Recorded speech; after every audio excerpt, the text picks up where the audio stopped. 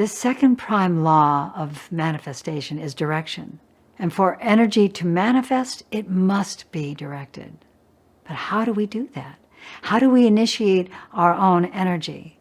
Creating flow in our lives, creating a natural sequence to how energy moves through our lives is key in understanding this law of direction. When we consciously use the energy of direction, we find ourselves living a more fulfilled, co-creative life.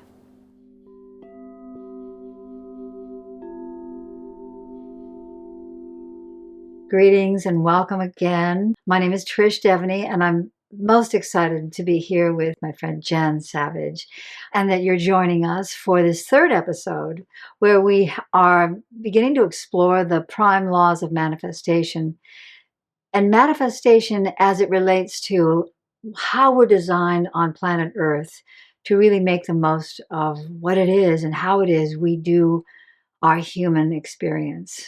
We all have a version of that that we've explored to some degree, but my discoveries, my learning, my inquiry over the years have brought me to this story of infinity. It's written by a master teacher that I had who's since passed. His name is Greg Tiffin, and it covers the mystical language and understanding of Genesis as a code to break down what the mystics were really referring to when it came to how the planet was formed and what are the laws that govern the planetary movement and experience of the inhabitants of this great planet.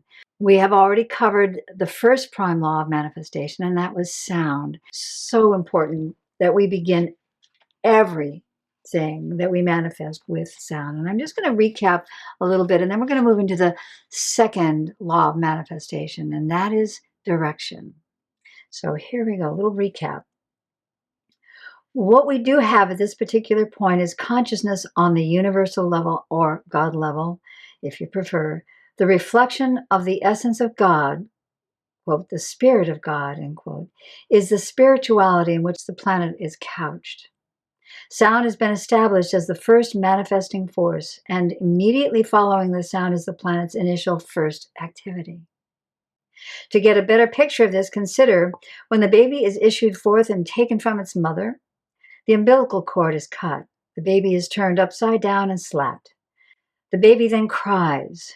From that point on, who is responsible for the energy function of the baby? The baby is. The baby's physical vehicle is functioning with its spirit on its own accord. The first sound is followed immediately by the issuing forth of the baby's own energy. If you could hear the sound at a micromillisecond when consciousness enters the physical vehicle, you would probably hear an enormous thud. That's the activation of the electrical energy of the body established by the orientation of the consciousness and its energy entering into the physical vehicle, the baby's body. Likewise, the earth is born in sound and issues forth from that point on with its own energy. In other words, let there be light, parentheses, activity, and there was light, in parentheses, activity. So in Genesis it says, and God said, let there be light, and there was light. Now, each of the two lights are connected by the word, or with the word and, which he goes into discussing the continuity of activity, which has for years been a bit of a confounding understanding about the activity because I was trying to understand it. And it wasn't until I started looking at my own healing journey and the various ways that I have created aspects and time cycles of my own life where I could see what that kind of activity or light meant. So to read on a little bit further, once again, we have the word and as a connector to indicate continuity. But let's not miss that there was an order given, a direction that said, let there be light. The second prime law of manifestation for this planet is that it's a planet that operates by direction. Wow. Are we giving direction? Are we getting direction? Are we issuing direction? The first prime law of manifestation is that the planet manifests on the basis of sound. And now the second prime law of manifestation for this planet is that it operates by direction. In order for energy to manifest, we must direct the energy. Early on in my first career as an artistic director, and I had just been let go of a contract that the theater closed down, the funding was lost, and all the actors were sent home. I had no idea what the next step was to take. I just moved to this town, just got a apartment to live in. Actually, it was an old converted chicken coop behind the Victorian. And I get home and I'm frustrated and I'm a little afraid. And then it converts to mad. And I say, if you exist, you being whatever is out there, why am I here? I want an answer. And I want it to be a Mack truck sign. I don't want anything subtle. I don't want a little blue feather floating around that, or a rock I have to turn over. I want you to hit me so hard that I know what I'm doing here. Now, in the past, I had not learned to, I had learned to be polite, especially when I'm talking to something I don't know and understand, but maybe it was God, I didn't know. That morning at 4:30 in the morning, I had a dream, and in the dream I saw scenes laid out, and I was startled out of bed, and in this tiny studio apartment, chicken coop, I ended up out of my bed in the closet. That's how close everything was. And I realized, this is it. This is it. But then, now what? I didn't know the now what. I didn't have something to do next. I didn't have the skills to do what was required. Yet I was having this vision. I could see that it was something that could be an idea that could birth into something. And it was about working with alcoholic teenagers and other drug addicted youth, that we would tell their stories through theater. But I didn't know what to do next. So I said out loud, great idea, thank you, but I don't know how to do this. I'm not qualified. I'm saying all this out loud like I'm talking to myself. And this thought drops in and says, put one foot in front of the other. I will do the rest. And that was history for me. For 20 years, I did put one foot in front of the other. And the rest just took care of itself. But I kept giving direction, and I kept letting go of my worry to shut it down and move into a place of allowing that continuity to flow. I didn't know you could stop energy, so I didn't understand energy. But in investigating and reading this extraordinary story, that's how it worked, the process of continuity. I was moving forward that did not allow for me to understand what step I was going to take every step of the way. Have you had an experience like that in your world? I mean, I'm thinking of a very specific situation when I met my spiritual teacher, where I'd been invited, I was in massage school at the time, and a friend of mine said, there's this man, he's coming to give a talk, you should, definitely come. And I was, bounded up the stairs, saw the sea of shoes outside, and everyone inside was wearing these nice flowy clothes. And I was in, not unlike today, a sleeveless black shirt with my Doc Martens, and feeling like, again, oh, what am I doing here, right? But they all saw me. And so I took off my shoes, and I'm thinking the whole time, I'm going to kill my friend, right? I'm having a conversation with her. And I went inside, and it turns out that was my Sufi sheikh, the man who became my Sufi sheikh. And as we were sitting there, he was giving a teaching, and I was so uncomfortable. And all I could think about was getting the heck out of there. And then that divine voice came in. His big booming voice said, would anyone like to take the promise? And I'm thinking I don't even know what he's talking about. And, but that voice it's don't worry about what being a Sufi means. Just know you're giving your hand to me. And it was this divine transmission. And the next thing I know, I'm kneeling in front of this guy. I'm reciting this prayer in Arabic, I'm getting my Sufi name, and I'm sort of just like I literally was like, I have no idea what's happening. But it was that deep innate trust I had, even with all of my fear, all of my uncertainty, like that knowing that came in, that direction, that peace somehow allowed me to trust enough for my body to follow that instinct and not get overridden by the fear. And it literally has been one step at a time. Like he told me that day when he was giving a teaching, child, you must learn to take the apple one bite at a time. And I'm like, like, you don't know who I am. Like, I want a bowl of applesauce. Like, I want to like consume the whole thing. But the wisdom is we can only integrate. We can only take that next step to ready ourselves for what the bigger thing that we're moving towards, right? That integration. And it is continuity, and it is sequential. Yes. You couldn't have gone from that moment where he clasped your hand to leading a group to talk about, Sufi gathas or githas.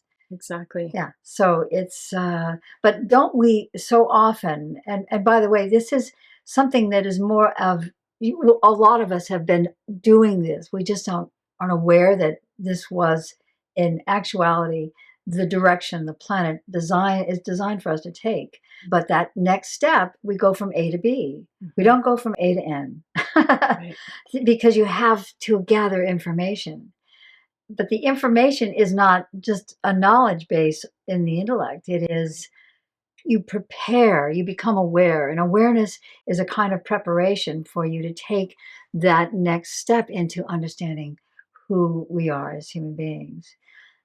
And I just want to harken back as to why these are important. I mean, this is not a class or a teaching or a methodology of ancient mysticism. This was born out of how did we get here and how do we move through where we are today? And I find that these prime laws give us a template, if you will, to help us move to that next level that influences everything in this universe. The sound that we make and the words that we make, the television shows that we watch are still in existence light years away. But we are living in a time where becoming aware and conscious of how we change direction. What is the direction we're putting forth with our language, with our actions, with our capacity to be patient and take it one step at a time? That, I think, is the... And I'm just thinking, like, when you say the word direction, I immediately think of my GPS. Like if I need to get somewhere, or I know the directions, right? I'm going to take a right up here at the Rite Aid, and then I'm going to go left at McDonald's and whatever, right? But like as you're saying the word direction and relating it to our human beingness, it's like I know what a direction is, but can you just talk a little bit more about the law itself? Like what do you mean when you say the direction that I'm moving in? Or, if somebody in the audience is just not quite understanding the mystical experience, like could you just kind of define that a little bit more? I would begin by saying, look at nature. When we have the cycles and the seasons, there is a bud that appears. We don't see it as human beings, our eyes don't see it, but it's already starting to formulate on the stem. And then later on, as the cycle progresses into springtime, it becomes a larger bud, and then it flowers and it blooms. Then it might give fruit, and then it might fall away and it dies.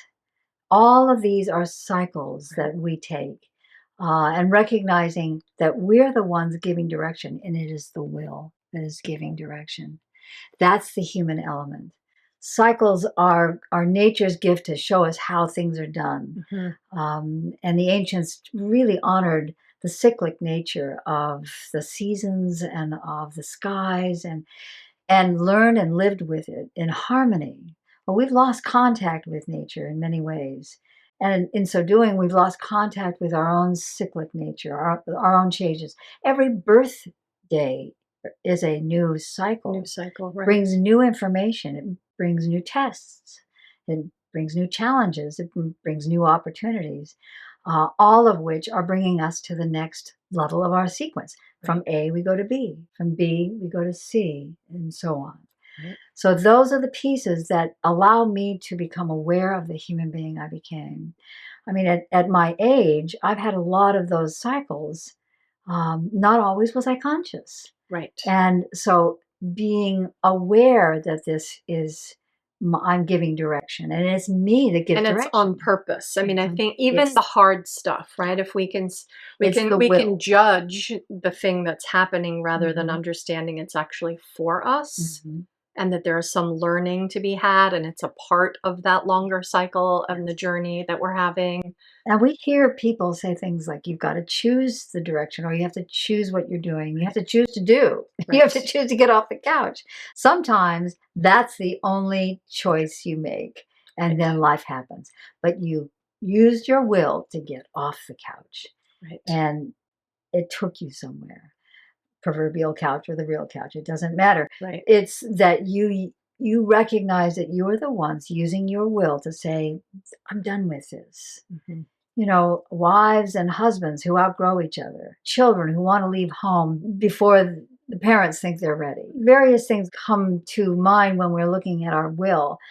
And I know many parents talk about a willful child, you know, that isn't easily contained, and mine, I have one of those. Yes.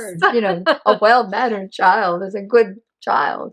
So it's like every one of us has our own will and has to follow our own dictates of what our cycles are. Right.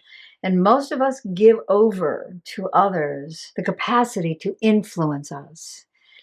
You know, we talked a little bit about this in a previous episode, and it is that whole idea of, you know, I loved the reading today where you said it's like, who's responsible for this experience? And you said the baby. The baby. And of course, when the baby is a baby, it doesn't have the capacity to take care of itself or understand any of that.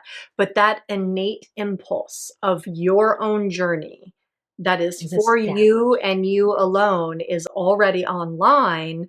And then we spend our lifetime remembering that, right? It's the undoing of the conditioning that the body comes with from our family lineage or our lived experiences. Yeah, exactly. All of that stuff. But just really holding that innate, like, I always talk about the volumes of the radio, right? If like the volume of the noise in my mind or in my conditioning is up, that innate impulse, that thing that's constantly giving direction and guiding my life that has never left me, it can be so hard to just not listen or to hear it and then do something different anyway, right? I think what I hear you saying is the difference between response and reaction. Right. Because the reactor is that trained reaction that comes from our childhood, early childhood development. And we have to choose to override that. Right. And take the risk. I mean, we talked about the experience is in the risk of saying, yeah, Mom, that might be your truth, but this is my truth. The direction of my life looks different, feels different, you know, and how vulnerable it is to navigate that space of authenticity, to even be in the inquiry of what is my direction. And that is, I marvel at when you say things like that. And I think of your family, your boys, they're another generation. And I come from a generation that said, do what the parents tell you. Right. Sister Mary, whomever is in charge. Right. And it's like, okay. And you just would follow suit. Yeah. So, and I find that the generational changes are also deliberate. Well, it's part of that cycle. It's part of the change. And they have chosen to come in at this time. Exactly. Because they're change agents for this period. But I also have to remind those of us who are somewhat, you know, we're in our late 40s, 50s, 60s and up, that there are behaviors that we still are mindlessly parroting. It's the unconscious. That says, I can't do that because, or I don't have the money to do. And what I have learned is that if I engage the energy, the raw energy, use my sound and engage direction and send that energy in a specific direction, as we're talking about here, something happens, something far greater than what we could imagine. And again, I come back to, why is this important today? Because we want to create the change we seek. And until we are the ones who are changing and recognize that we do have that power, we have little effect. And we were always at the effect. Right. And very unaware that we are also causal. And we're the ones setting these things in motion by omission. And I don't think we really have clearly defined it, but again, it's like there's sort of a cultural consciousness and an agreement about what manifestation means, especially in the spiritual community. It's like when you say that, I'm thinking immediately what I've been bombarded with online of like, how can I manifest that house? How can I manifest that car? How can I manifest more money? And while we can direct our energy to be a magnet for what is good for us, and those things might be included in that, the conversation that we're really having is how to manifest ourself, our authentic, it's like, and it's again, the language and the words have different meaning based on what age you are, what I mean? So I would love it, just before we move on to another, I love this conversation. comment. Could we just talk about that for a moment? Oh, this is so rich that you bring this up, because yeah, we can ask for everything. Right. And God knows we do. And we write lists. Yes. But are we available? Are we the right fit? Are we prepared? And it's all about preparation. Awareness is preparation. So have I prepared myself to receive that? Right. Because, and whether you believe this or not, everything has already been established. You wouldn't have come in had you not had all the I's dotted and the T's crossed that you wanted to make happen. Yeah, just that baby, right? And you're wired. You're wired for that to happen. So that's innate. Right. And what we also have chosen is a family structure and a lineage that is destined to short circuit all of that progress. And then it's up to us to use our will and crawl step by step, cycle by cycle, till we know that all I know is I want out, or all I know is that I want peace, or all I know is that this is not a fit for me. Right. And doesn't mean I don't love you, Mom and Dad. I thank you. And there's that continuity again. Exactly. Because they both exist as a polarity. And I must move on. And there are things that can happen where all of a sudden you realize you must stay. Well, there you go. Right. The answer is made for you for this moment. Maybe there is no housing available. And if that's okay, maybe it is all right for you to wander the world with a backpack, and that's your destiny. There are any number of things that one can do. There is no right or wrong way. Which is another huge piece of this mystical path, right? And typically our parents want the most for us, want the best for us, want us to be prepared to have all the goodies. But maybe you're wired to be a nomadic writer, sitting in a cave writing poetry. Hallelujah. Well, and it's all the goodies. Like, we live in a different world than they lived in or their parents lived in. So the goodies are even being redefined, right? Like, what do we value? What is called for right now is different than what it has been. Right. And we get caught in everybody else's goodie. We all need to be beautiful this way. We all need to have this size of a body. This is the shoe to wear. This is the husband to have. This is the wife to have. This is the partnership or the school to go to, the job to have, all the stuff, right? And we may not truly be conscious that we are operating with that it's like a background window that's still open and running your world. We call that the neural network and the limbic brain that's storing that information, and that becomes the first thing we think of. I can't leave this job because I have a family, I have a this, I have a that. And then I see something where a whole family uprooted and built a tiny house and all 8 of them moved in with the dog. and they're living the life, the dream Right. that they all agreed was good and right for them in that moment. Those are the options. It's almost looks like you're going against the grain, but in fact you're following Right. your trajectory. Long ago, someone asked, who do you admire?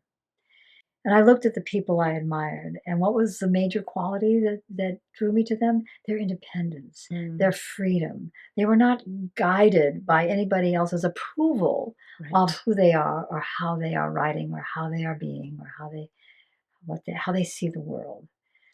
And as you're speaking that, it reminds me, and we will get into this in the next podcast because it really is about the reflection.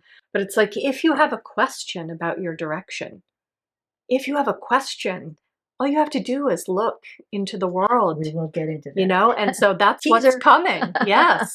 Teaser. Because if we are going to change the world, we have to first know that we are causal. We're the ones using our will to make a choice, to choose a direction of where we're going to go. Maybe that direction is a moral direction. Maybe that direction is a creative direction. Maybe that direction is one of service. There are any number of directions that may not be right for anybody else on the planet but you. But you, right. And yet you might, if you've got your fear around that, you might not act on that. Or you might not even whisper that out loud to a friend. I really would like to start my own homeless recovery group or something, whatever that is. And I'll just say from my own personal experience, right? Like I have been terrified of visibility, of using my voice on a platform where people can see and hear me. Again, we're going to get into this, but it's my destiny. It's my dharma. There's no getting around it. And yet it has been my biggest fear. And it has taken me years to be able to be embodied and comfortable and sitting across from you right now. Like this did not come naturally for me. This was the most terrifying thing I could. It was so natural. So natural. You couldn't get to but it. The conditioning was so strong, and my nervous system, I felt so unsafe. So it's often, again, that divine paradox of the thing that's most right can also be the most scary thing, that step, that risk we have to take, right? And I'm the living embodiment of the practice of choosing, of listening to that divine nudge to know, I don't know where it's taking me, and using the tools that we're going to be teaching as we continue this conversation to really hone in so I can be tuned in to the direction that belongs to me and to be effective in my life in the way that's really meaningful to me, right? It's so important. And it can take a while, like you said, step by step. You can't rush the process. You can't, you It takes can't. what it takes. Exactly. It takes what it takes. You don't want to rush the process. Right. But I mean, we live in a world where if it's not immediate, it must not be right. It must be real. Or man, if there's if there's I'm having a struggle, it must not be alignment, whereas like, sometimes we need to be in the struggle. We need to understand strengths we haven't yet embodied. That's an interesting point you bring up. The strengths that we carry are twofold. Some of them it's so easy for us to do. Other strengths or little inklings, buds on the tree that want to birth and bloom. They they don't get to bloom season after season because all of this other stuff has taken priority. Right. I had someone come into my treatment room one time, sat down and said, I have everything. I have 3 yachts. I have 4 beautiful kids. I have 5 homes. I have a beautiful wife, people I love having around me. I have friends. I have, I'm a Fortune 500,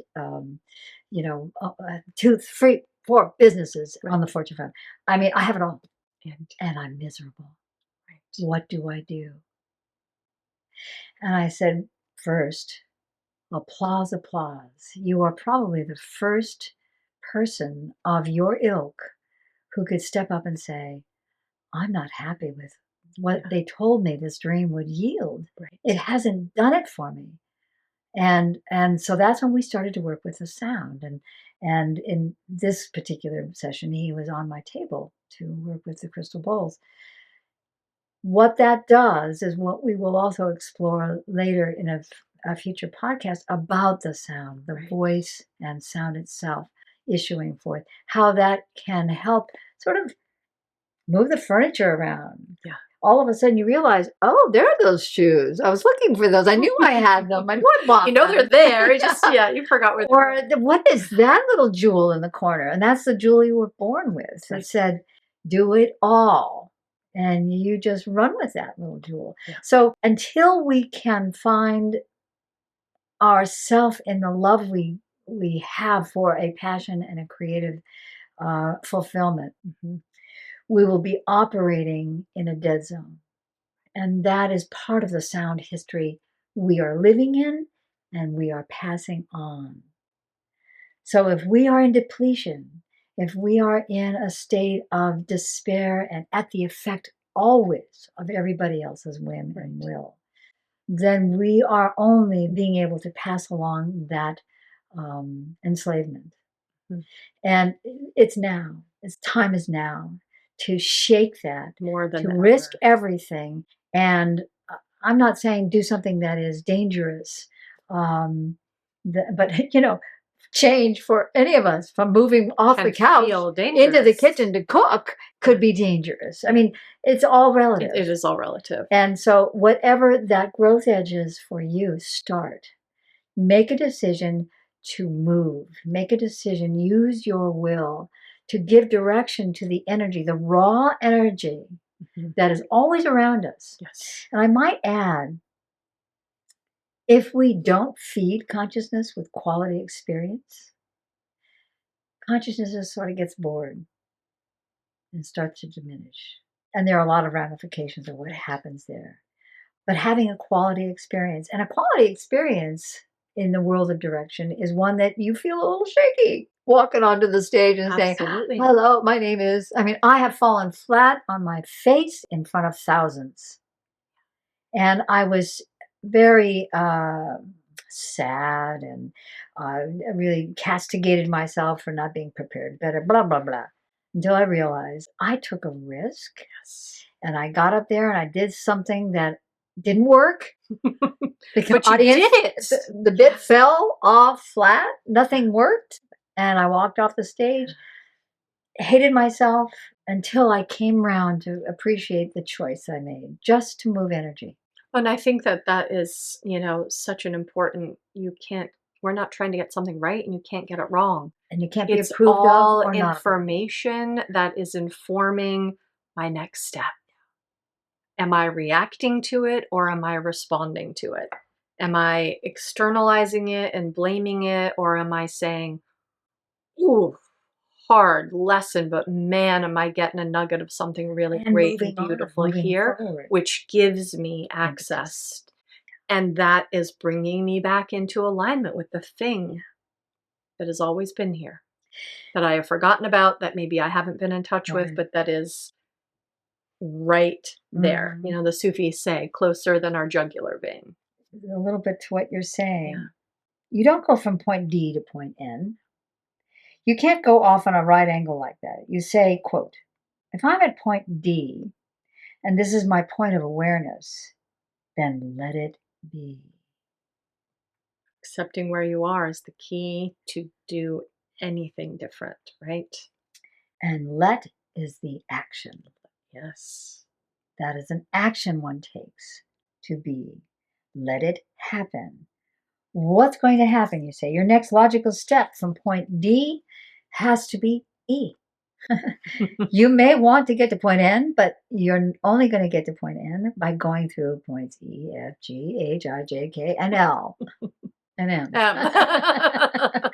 Taking it step by step. You don't take quantum leaps because nothing on this earth works that way. We are hearing about quantum leaps and quantum jumps, and I'm just going to change my timeline overnight. And, and I think that's a conversation for another time, but it's so important. If you have an intention and it's taking time, it doesn't mean it's not going to happen or it isn't coming for you. Yeah. And it also could be an intention made from a place that is not in your integrity at that moment. Right. You might think you want that White House on a hill with Right. 5 kids and a beloved. In fact, you're a war zone journalist, and that's your passion. And that's it. Yeah. Taking it step by step is the action. You don't take quantum leaps because nothing on earth works that way. You see where you have gone. Autumn comes along. You don't have one day of summer and the next day autumn. Well, unless climate change is in your neighborhood. Well, it's that gradual, again, the timing of our lives and the Mhm. unfoldment of that. Mm-hmm. Yeah. And he talks about the nature. Look at all those moment by moment, day by day transitions in your own life. Just like saying, let there be, and there it was, because that's the absolute and natural universal progression for this planet. Nothing can stop energy, but it's cyclical. You can try getting in the way, holding up your hand, thinking you can stop it, but you're never going to stop the action of energy. And I have to say, those of us who resist energy, who carry resistance, are in that process of resisting the giving direction, using your will. And that makes us sick. It does make us sick. It backs things up. You can get as spiritually constipated as you can physically constipated. Well, and it just goes back into, if I don't feel empowered in my life, if I don't believe I'm the creator of it, if I don't have the capacity to take responsibility for it, I'm actually not in the driver's seat. All the other stuff is influencing me, but until we get in the driver's seat and say, this is where I'm going, here's the map, right? It's just the energy of that. And what is so beautiful about this conversation and this law is it's an invitation to really enter into the driver's seat of your life. I would push it one step further. Yeah. Not an invitation, but a command. Command. To make something happen, you have to use your will and direct the energy. You have to say, I'm going to get off this couch. Yes. Instead of saying, it's raining and I don't want I have to get a new battery and, all the excuses. Yeah. Just like in my health situation, when I asked my body in a very weak moment, why did I have this? And the thought came that it's an easy way to say no. No to what? I asked. I was trying to extricate myself from this good work that I was doing with my students, but I was all caught in the ego of, who will they be without me? The kids will die of drug addiction and there'll be no one to help and no one to serve them and teach them these things.